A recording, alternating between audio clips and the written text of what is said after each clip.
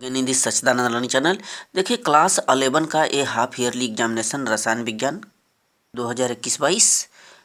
यदि आप कक्षा 11 के हाफ ईयरली एग्जामिनेशन का क्वेश्चन आंसर नहीं चेक किए हैं तो डिस्क्रिप्शन में लिंक पड़ा हुआ है, जाकर के चेक करें। इंग्लिश का पेपर है वहाँ पर, वहीं पर इंग्लिश क्लास 11 का प्लेलिस्ट दिया गया है, वहाँ से आप इंग्लिश क्लास 11 के प्रोज पोइट्री सेक्शन और ग्रामर सेक्शन के बहुत ही इंपॉर्टेंट क्वेश्चन आंसर आप चेक कर पाएंगे और अपने एग्जाम की प्रिपरेशन करें।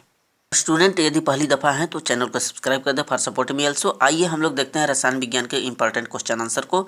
यहाँ पर रसायन विज्ञान के पार्ट 1 का क्वेश्चन अपलोड किया गया है। इसमें काफ़ी नॉर्मल क्वेश्चन दिए गए हैं जो कि कोई न कोई क्वेश्चन आपके एग्जाम में ज़रूर आएंगे। देखिए मल्टीपल चॉइस क्वेश्चन यहाँ पर दिया गया है। पहला कि 1 माइक्रोन 10⁻⁻⁶ माइक्रोन के बराबर, तो फोर्थ वाला विकल्प सही काटेंगे। जल का मोलर द्रव्यमान आपको पता है 18 ग्राम होता है, फोर्थ विकल्प सही है। और Mg2+ में इलेक्ट्रॉनों की संख्या कितनी जानते हैं? मैग्नीशियम में 12 होते हैं। जब +2 लगने का मतलब कि 2 इलेक्ट्रॉन ये डोनेट कर देगा, यानी कि इसके कोष में मात्र 10 इलेक्ट्रॉन बचेंगे, फोर्थ विकल्प। यस ब्लॉक के तत्वों के इलेक्ट्रॉनिक विन्यास जानते ही NH2 होता है। नेक्स्ट क्वेश्चन है N2 की आबंध बॉन्ड ऑर्डर पूछ रहा है, आबंध कोटि। तो जब आप N2 का स्ट्रक्चर बनाएंगे तो NN के बीच ट्रिपल बॉन्ड नजर आएगा, तो यहाँ पर ट्रिपल बॉन्ड यानी कि बॉन्ड ऑर्डर 3 होगी। CH4 में कार्बन की संयोजकता आपको पता है 4 होती है। नेक्स्ट क्वेश्चन है सिग्मा बॉन्ड किसे कहते हैं? उदाहरण में देखें, जहाँ पर 2 ऑर्बिटल एक ही अक्ष पर उनके जो हेड होते हैं, उनके जो सिरे होते हैं, उनके द्वारा यदि ओवरलैप करते हैं, अतिव्यापन करते हैं, तो वहाँ पर सिग्मा बॉन्ड होता है। और सिग्मा बॉन्ड में सभी परमाणुओं के बीच एकल बॉन्ड पाए जाते हैं। जैसे CH4 मीथेन में कार्बन और हाइड्रोजन के बीच एकल सिंगल बॉन्ड होते हैं। क्वेश्चन नंबर नेक्स्ट है रसायन विज्ञान के 2 महत्व। तो आजकल रसायन विज्ञान का हमारे दैनिक जीवन में बहुत से महत्व हैं।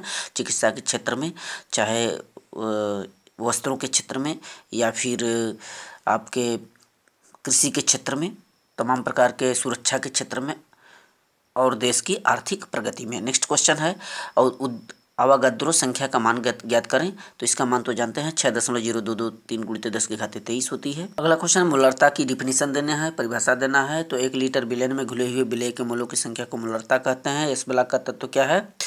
तो इलेक्ट्रॉनिक विन्यास में जब अंतिम जो इलेक्ट्रॉन होता है उस तत्व का, यदि F सब सेल में प्रवेश करता है, S उपकोष में प्रवेश करे, तो उसे S ब्लॉक का तत्व कहते हैं। इनका इलेक्ट्रॉनिक विन्यास NH2 होता है और श्रेणी में वर्ग 1 और 2 में पाए जाते हैं। नॉर्मल क्वेश्चन रखे गए, जरूर कोई क्वेश्चन आपके पेपर में टच होंगे। और सम आयनी स्पीसीज किसे कहते हैं? तो जो ऐसे आयनी स्पीसीज जिनमें जो है इलेक्ट्रॉनों की संख्या समान होती है। जैसे यहाँ पर आप देखें Na+ लिखा है, Na+ का मतलब कि टोटल 11 होता है, तो 10 इलेक्ट्रॉन होंगे। उसी तरह से मैग्नीशियम 2+ में 2 इलेक्ट्रॉन निकल जाएंगे, तो यहाँ पर 10 इलेक्ट्रॉन। या Na का क्या होगा, Mg क्या होगा, सम आयनी स्पीसीज। उसी तरह K+ का Ca2+। प्लस का मतलब होता है उतना इलेक्ट्रॉन वह डोनेट कर रहा है, निकाल रहा है। नेक्स्ट क्वेश्चन है डी ब्लॉक के तत्वों का लक्षण लिखिए और इलेक्ट्रॉनिक विन्यास। तो जो डी ब्लॉक के तत्व होते हैं वो आवर्त सारणी में वर्ग 3 से लेकर के 12 तक होते हैं। इनको संक्रमण तत्व भी कहते हैं क्योंकि यह S और P ब्लॉक के जस्ट बीच में होते हैं। इनका इलेक्ट्रॉनिक विन्यास N-1 D 1 to 10 NH2 होता है। ब्लॉक के तत्व तमाम गुणधर्म प्रदर्शित करते हैं, रंगीनान व्यक्त करते हैं। इनमें चुंबकीय गुणधर्म पाया जाता है। ये काफ़ी कठोर होते हैं। इनका घनत्व जो होता है उच्च होता है। Melting point and boiling point अधिक होता है। ये 2 प्रकार की संयोजकता को प्रदर्शित करते हैं, सहसंयोजकता और वैद्युत संयोजकता को व्यक्त करते हैं।